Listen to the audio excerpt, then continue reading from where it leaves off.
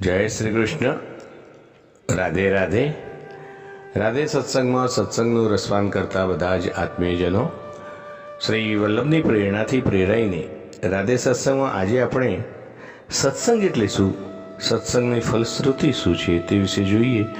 પરંતુ તે પહેલાં આપે રાધે સત્સંગ ચેનલને સબસ્ક્રાઈબ ન કરી હોય તો સબસ્ક્રાઈબ કરશો, જેથી નિત્ય સત્સંગની જાણ આપને થઈ શકે.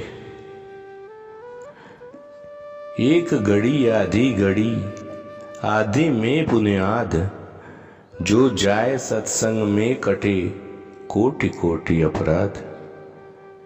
एक बार देवर्षि नारायण करता करता नारद जी भगवान विष्णु પાસે ગયા. વિષ્ણુ ભગવાનને એમણે કહ્યું, હે પ્રભુ, સત્સંગનું ફળ શું? આપ કૃપા કરીને મને તે કહો. વિષ્ણુ ભગવાને કહ્યું, નારદજી, તમે મૃત્યુલોકમાં જાઓ. ત્યાં ધરતી ઉપર એક પીપરનું વૃક્ષ છે, એના થડ પર બેઠેલો કાચિંડો તમને સત્સંગનું ફળ કહેશે. નારદજી તો ધરતી ઉપર આવ્યા. કાચિંડાને પૂછ્યું કે સત્સંગનું ફળ શું?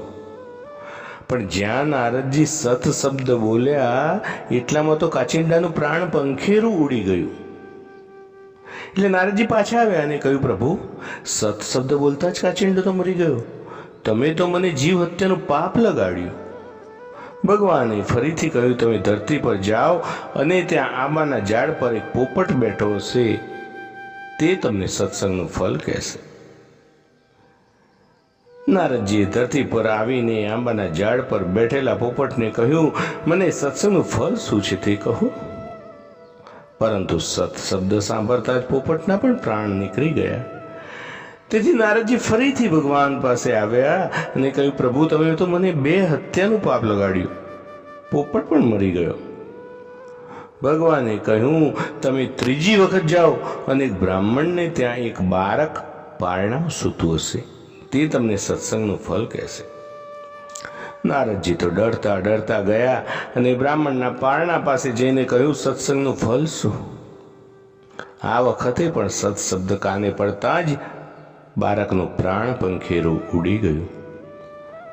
નારદજી ફરીથી ભગવાન પાસે ગયા અને કહ્યું, તમે હવે તો મને બ્રહ્મ હત્યાનું પાપ પણ લગાડ્યું. પ્રભુ, ભગવાન વિષ્ણુએ કહ્યું, તમે છેલ્લી વાર હવે ધરતી પર જાઓ.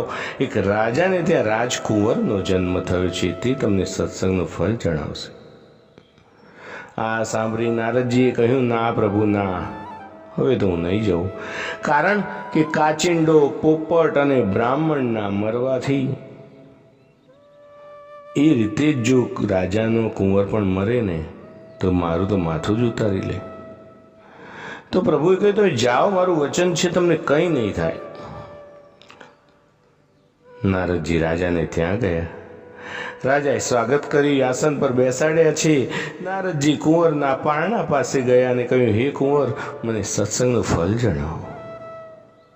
સત શબ્દ સાંભળતા જ કુંવરને વાચા ફૂટી અને તે બોલવા લાગ્યો, હે મુનિજી, સત્સંગનું ફળ તમે નજરે જોયું પણ સમજ્યા નહીં.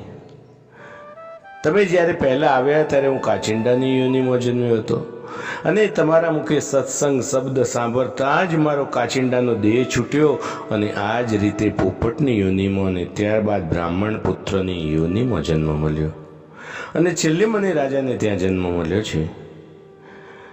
તો આમ સત્સંગ એટલે કે તમારા આગમનથી અને સત્સંગનું ફળ પૂછવાથી મને ક્રમે ક્રમે ઉચ્ચ કોટીમાં જન્મ મળતો ગયો અને આજે હું રાજાને ત્યાં રાજકુંવર તરીકે જન્મ્યો છું. માટે સત્સંગનું ફળ તો વર્ણવી શકાય એમ નથી, પણ જે સત્સંગ કરે તેને પ્રભુની પ્રાપ્તિ અવશ્ય થાય છે અને પ્રભુના ધામમાં જાય છે તેમાં કોઈ શંકા નથી. મનુષ્ય જન્મ સફળ થઈ જાય છે, માટે નિત્ય સત્સંગ કરવો જોઈએ. તો પ્રિયજનો, આ સાથે આજના સત્સંગને શ્રી વલ્લભના ચરણોમાં સમર્પિત કરી અત્રે વિરામ લઈએ. ફરી મળીશું રાધે સત્સંગમાં નવા જ સત્સંગ સાથે. શ્રી વલ્લભાધીશ કી જય. જય શ્રી કૃષ્ણ. રાધે રાધે.